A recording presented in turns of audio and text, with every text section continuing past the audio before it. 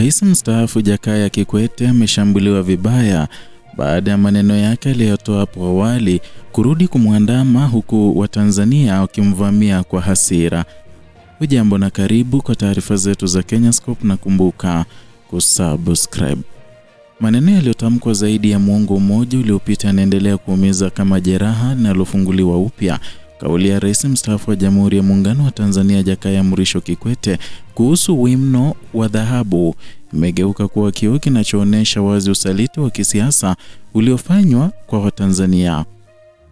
Badala ya kumbukumbu ya heshima, mchakato wa katiba umebaki kwa alama ya taifa linaloshindwa kusimamia dhamana yake ambayo ni muhimu zaidi. Kile kilichoahidiwa kama urithi wa vizazi vikimeishia kuwa kumbukumbu ya hofu, mahesabu ya madaraka na kukanyagwa kwa mkataba wa kijamii.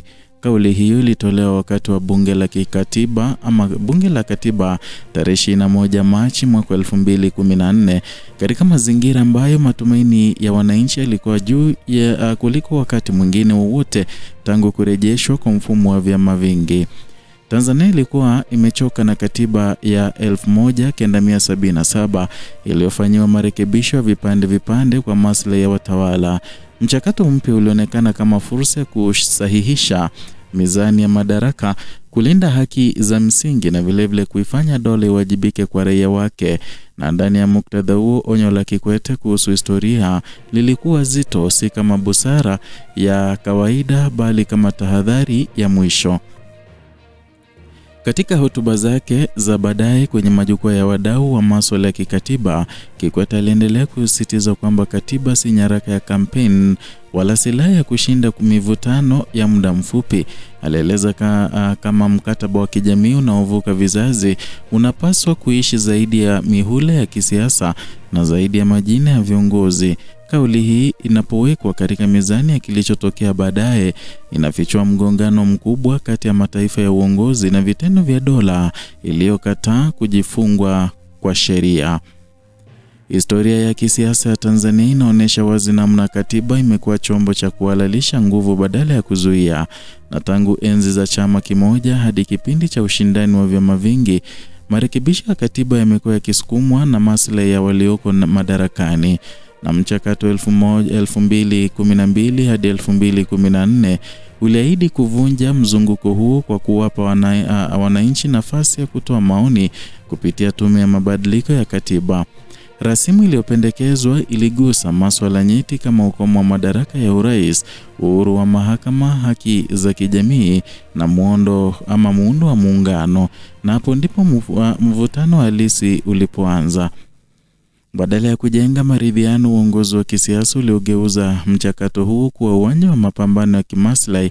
Vikao vilivurugwa, wajumbe waligawanywa kwa misingi ya vyama na hoja ya msingi zikafunikwa kwa propaganda. Onyo la Kikwete dhidi ya mihemuko, chuki na maslahi binafsi lilipuuzwa hadharani, huku likithibitishwa kimatendo. Hatimaye rasimu ya katiba mpya ikazimwa kimya na taifa likarudishwa katika hali ya kawaida kana kwamba hakuna kilichotokea. Na katika miaka iliyofuata, matokeo ya kushindwa huko yameonekana wazi. Ukosefu wa mizani ya madaraka umeipa ofisi ya rais nguvu isiyo na udhibiti wa kutosha. Sheria kandamizi zimepitishwa bila vikwazo vya kikatiba vinavyolinda haki za raia. Bunge limeendelea kudhoofisha, mahakama imejikuta katika mazingira ya shinikizo la kisiasa, na wananchi wamebaki watazamaji katika maamuzi yanayowaathiri moja kwa moja.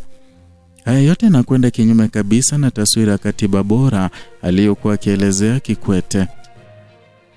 Katika ukanda wa Afrika Mashariki, Tanzania imeanza kulinganishwa vibaya na majirani wake waliopitia mageuzi ya kikatiba licha ya changamoto zao. Kenya, baada ya machafuko ya mwaka 2007, mwaka 2008 ilitumia katiba mpya kama chombo cha kurekebisha mfumo wake wa utawala. Ingawa utekelezaji wake una matatizo, misingi ya uwajibikaji na haki imeandikwa wazi. Kwamba Tanzania kwa upande wake mwingine ilichagua kusitisha safari yake katikati, na matokeo yake ni taifa linaloongozwa zaidi kwa hofu ya dola kuliko kwa ridhaa ya wananchi. Kauli ya Kikwete kuhusu umoja wa kitaifa na ushiriki wa wananchi na uzito wa pekee leo, wakati mgawanyiko wa kisiasa na kijamii umeongezeka. Bila katiba inayokubalika na wengi, umoja unaobaki ni wa juu unaolindwa na vyombo vya usalama badala ya uhalali wa kijamii. Na wananchi wanaponyimwa nafasi ya kushiriki kikamilifu katika maamuzi, wanageuzwa kuwa raia wa kimya, na kimya hicho ndicho kinachotumiwa kama uthibitisho wa amani ya uongo.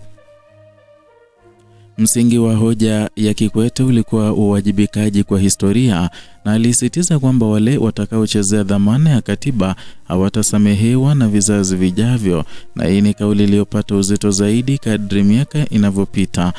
Vijana wa leo wanakuwa katika taifa ambalo haki zao zinategemea hisani ya watawala badala ya ulinzi wa katiba. Wanajifunza mapema kwamba sheria hubadilika kulingana na mwenye mamlaka, na kwamba ushiriki wa kiraia ni hatari badala ya haki. Na katika muktadha wa sasa, mjadala wa katiba unaibuka tena, si kama sera ya serikali bali kama kilio cha jamii iliyochoka. Mashirika ya kiraia, wanaharakati wa baadhi ya viongozi wa dini wameendelea kukumbusha umuhimu wa mkataba wa kijamii ulio hai. Hata hivyo, bila nia ya kisiasa na dhati, mijadala hiyo hubaki kuwa sauti zisizo na meno. Serikali imeendelea kusisitiza utulivu wa maendeleo ya kiuchumi, huku ikiepuka mjadala mpana wa kikatiba unaoweza kuibua maswali magumu ya madaraka. Kauli ya wino wa dhahabu sasa inasikika kama hukumu badala ya ahadi. Inauliza historia kama waliokabidhiwa dhamana walichagua heshima au maslahi binafsi, na inaonyesha wazi kwamba katiba bora haikukataliwa kwa sababu ya ukosefu wa maarifa, bali kwa sababu ingekuwa mipaka ya nguvu za kisiasa zilizokuwa huru kupita kiasi. Na hapo ndipo lawama kubwa inapoelekezwa kwa uongozi wa Tanzania wa kizazi hicho. Walijua kilicho sahihi, lakini wakachagua kisichowawajibisha. Mwisho wa simulizi hili hauna matumaini mapesi. Tanzania inaendelea kuishi na athari za uamuzi wa kuchezea mkataba wa kijamii, na kila kukamatwa kwa kiolela, kila kuzimwa kwa sauti mbadala, na kila sheria kandamizi ni ukumbusho wa katiba ambayo haikuwahi kuzaliwa. Na kimya cha wananchi na hofu ya viongozi wanaendelea kuuliza na vilevile kulisha mfumo na ukwepa uwajibikaji. Historia kama alivyoonya Kikwete mwenyewe inaandika polepole lakini kwa uhakika, na endapo taifa litaendelea kukimbia mjadala wa katiba, majina yatakayoandikwa si kwa wino wa dhahabu bali kwa alama ya aibu, na vizazi vijavyo vitairidhi Tanzania iliyojifunza kuchelea haki zake kuliko kuzitetea. Ndio hayo tuliokuandalia siku hii ya leo kutoka hapa Kenyascope, channel yako pendwa ambayo inakuletea taarifa hizi na zinginezo na uchambuzi wa kina bila kupindisha wala kuegemesha upande wowote. Zidi kutupa support yako kwa kusubscribe, kulike na kushare video zetu, na vilevile kuwa nambari 1 kupokea taarifa hizi bila shaka, na kila wakati tunapozileta kwa kugonga alama ya kengele.